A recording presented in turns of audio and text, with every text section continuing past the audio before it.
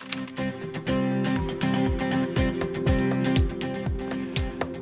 afternoon and welcome to another week of And From Someone Who Knows. This is a weekly segment we do here at Cleveland 19 where we get to dive a little bit further into a topic. When you see a story that airs on Channel 19, it might just be a minute and 20, 2 minutes long.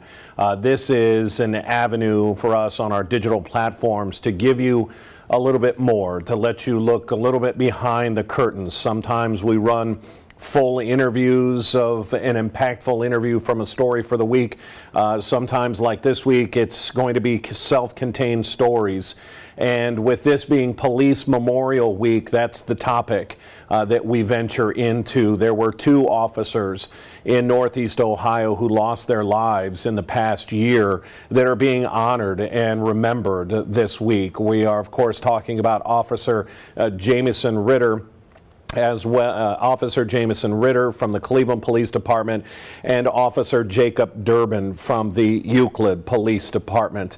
But today, for Someone Who Knows, we're going to focus on Officer Durbin. His mother, Dawn, has some very serious questions about what led up to his homicide. He was called out to a home at night. Family had called police and said that the man that they were looking for was at that home, and as police arrived, they were ambushed. He comes running up the driveway and starts firing. That's what killed Officer Durbin. That suspect, a couple of days later, would then get into a shootout with police in Shaker Heights, and and it was stated that he took his own life during that. It was about a 5-minute long shootout with SWAT teams in the Shaker Heights neighborhood. So our Caitlin McCarthy, our reporter here, had sat down recently with Dawn Durbin to look at some of the concerns she has. This is going to be a 3-part series. You're about to see parts 1 and part 2, and we will have part 3 either this weekend or early next week. So let's get to the first part of questions in the death of Officer Durbin, Officer Jacob Durbin, and this from someone who knows his own mother. And what is he upset about today? I don't know. We got an ongoing situation where the U.S. Marshals is looking for him, and they faking like they can't find him because they right on top of him. I don't know what they're doing. And he's supposed to be got caught. I don't understand what's going on. A wanted man lurking around the Euclid home where his ex-girlfriend and her grandmother were and threatening to harm them. Okay, and what's his name? Deshaun Vaughn. Deshaun Vaughn had a lengthy, violent rap sheet. Just days before this, Cleveland police issued an arrest warrant after he allegedly shot his ex-girlfriend's brother 9 times. Weeks earlier, he was accused of beating her up in front of their children, leaving her with a broken nose and 2 black eyes. Okay, I had a domestic violence altercation with my son's father, and he already done threatened my family. He already done shot my brother. He threatened to shoot my grandfather, and I think he would, I know he was just standing outside of my grandmother's house.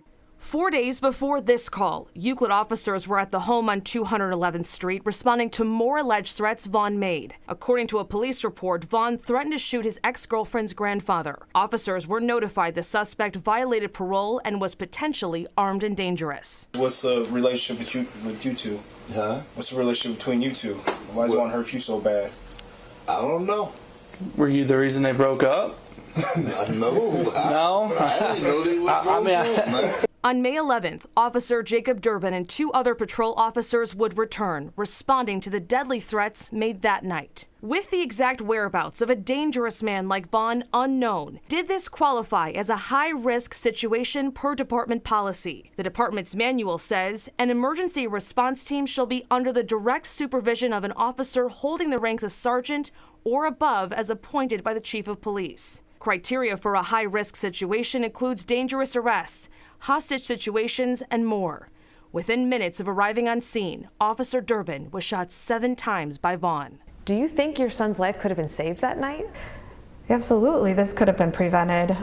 There was so many warnings. No body camera footage appears to show either a sergeant or captain on scene before Officer Durbin was ambushed. This house was added to the special attentions list. The radio call to Officer Durbin that night details the violent man he was about to encounter. The warrants for felony assault, he shot his girlfriend's brother 9 times, and then threatened to kill the grandpa over there too. And that was one of the final words from Officer Durbin that deadly night. In Euclid, Caitlin McCarthy, 19 News. And that is just part one of a 3-part series, and we're calling this From Someone Who Knows. Those 3 parts will air on Channel 19, but this is a chance for you to see at least parts 1 and 2 all together. We'll have part 3 later this week or early next week. So let's get to part 2. This is his own mother, who has some serious questions about policy and the way things were handled, and this is in her own words. We now get to part 2 of Dawn Durbin's questions about the death of her officer son. Oh, how can I heal when all my questions aren't answered? And I understand, all my questions may not be answered, but not like this. It's been 1 year since Dawn Durbin's son, Euclid police officer Jacob Durbin, was killed in the line of duty.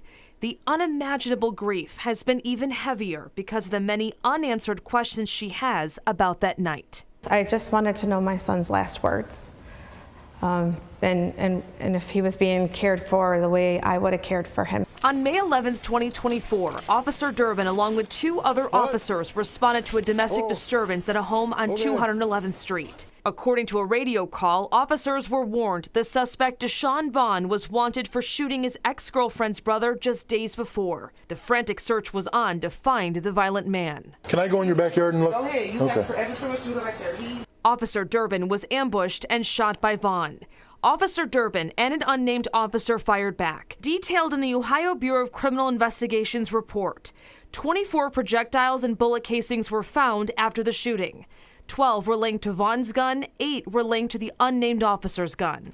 The footage also shows the unnamed officer firing toward Vaughn and Officer Durbin. Moments after the shooting, the unnamed officer spoke with other officers on scene. I returned in the area, but I didn't see him. Did you see him? No, I never seen him. I just seen the gun flash, the muzzle flash. But I never seen him. 19 News has pressed Euclid Police for details on the officer's actions and if the unnamed officer was placed on leave. The department has not responded. Dawn released a statement saying in part, quote, Officer Durbin's case raises serious concerns about potential civil rights violations, internal misconduct, and a failure of accountability at both local and state levels. Adding, key questions surrounding Jacob's death, possibly the result of multiple friendly fire, remain unanswered. The Euclid Police Department said in their own statement, quote, there is no evidence to suggest that anyone other than the suspect was responsible for Jacob's death. The Cuyahoga County Medical Examiner determined Officer Durbin was hit by gunfire from multiple directions. The medical examiner recovered 3 bullets from his body, including 1 near his spine. BCI's report said 2 of Vaughn's bullets were recovered from Officer Durbin's body. The report does not mention whose gun the 3rd bullet came from. 19 News reached out to the BCI for more information on the 3rd bullet.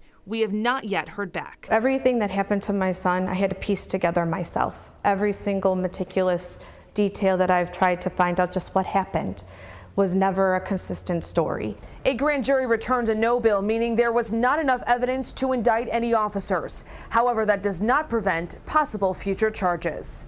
Caitlin McCarthy, 19 News.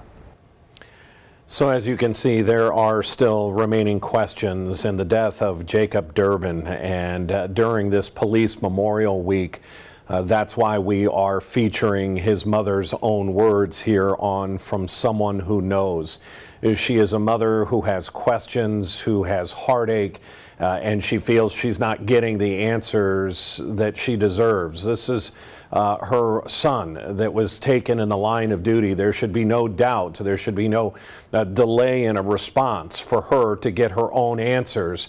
And that's where we are stepping in, trying to help, trying to get through and break through some of those channels, whether it's the Euclid Police Department or BCI, the Bureau of Criminal Investigation at the state level, to get her all the information that she needs. We remember both officers this week that were taken in the line of duty. That includes Officer Jamison Ritter. He was also shot.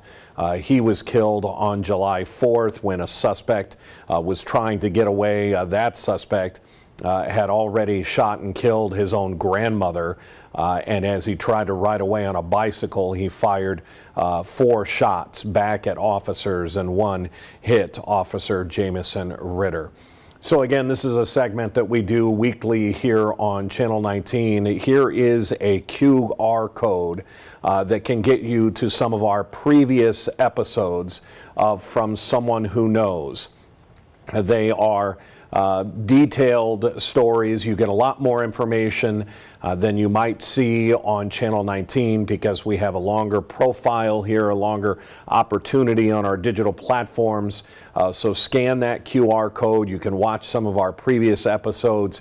And again, they run the gamut as far as topics. Next week, we'll have a new episode for you here on From Someone Who Knows. But make sure you tune in and watch and wait for part 3 of the conversation with Dawn Durbin, the mother of Officer Jacob Durbin. That will run early next week on Channel 19. Until then, I'm Dan DeRose with 19 News, and this has been From Someone Who Knows.